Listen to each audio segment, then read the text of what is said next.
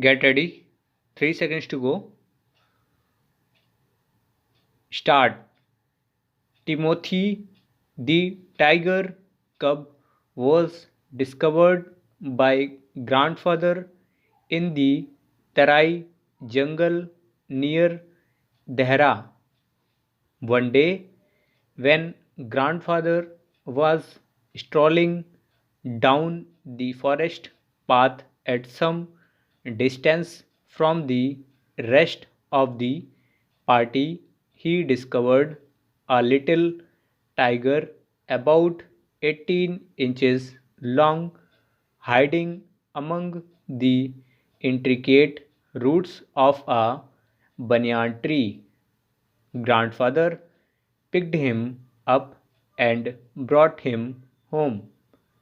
He had the distinction of being the only member of the party to have bagged any game, dead or alive.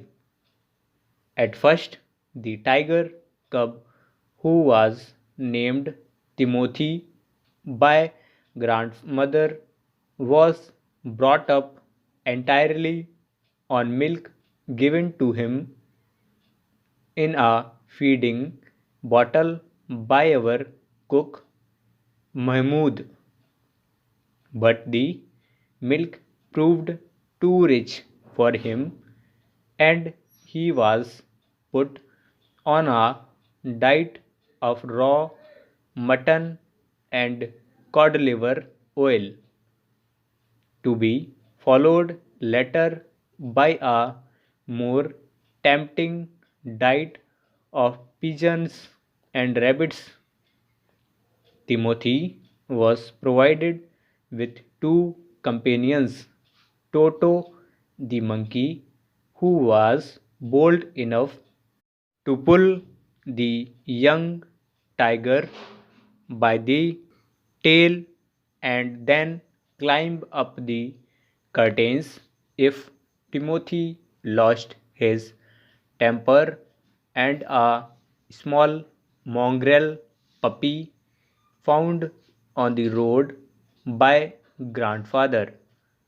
At first, Timothy appeared to be quite afraid of the puppy and darted back with a spring if it came too near. He would make absurd dashes at it with his large forepaws and then retreat to a ridiculously safe distance. Finally, he allowed the puppy to crawl on his back and rest there.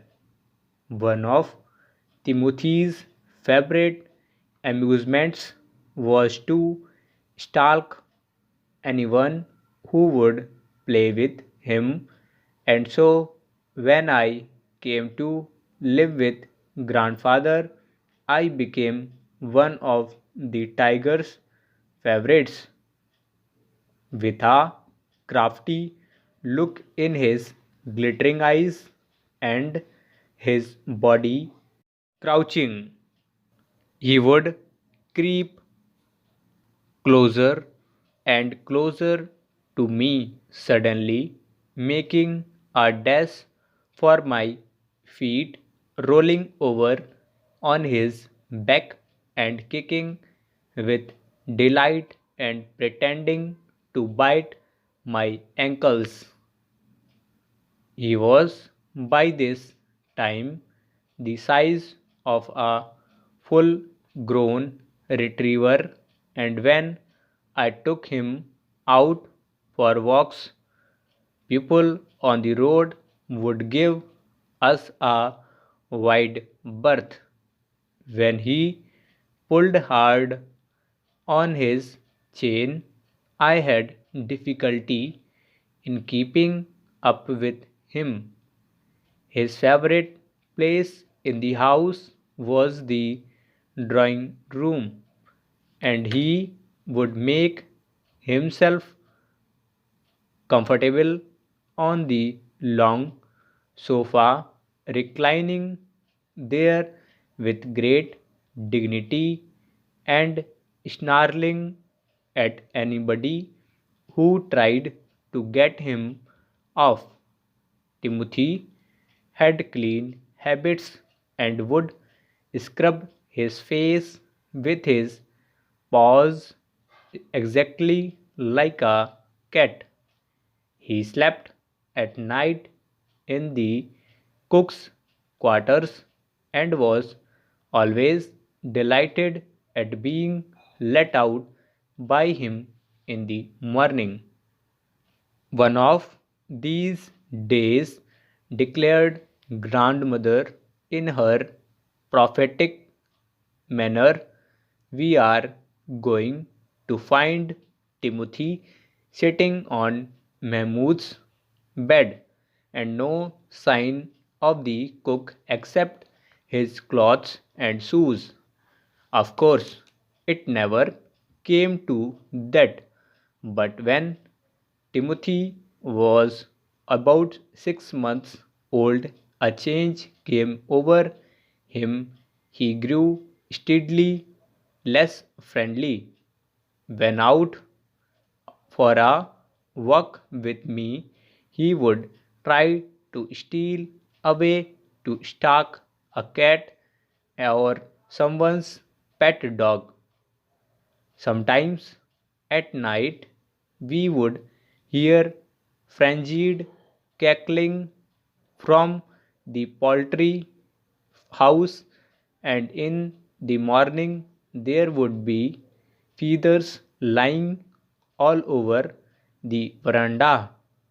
Timothy had to be chained up more often, and finally, when he began to stalk Mahmud about the house with what looked like villainous intent, grandfather decided it was time to transfer him to a zoo, reserving a first class compartment for himself and Timothy.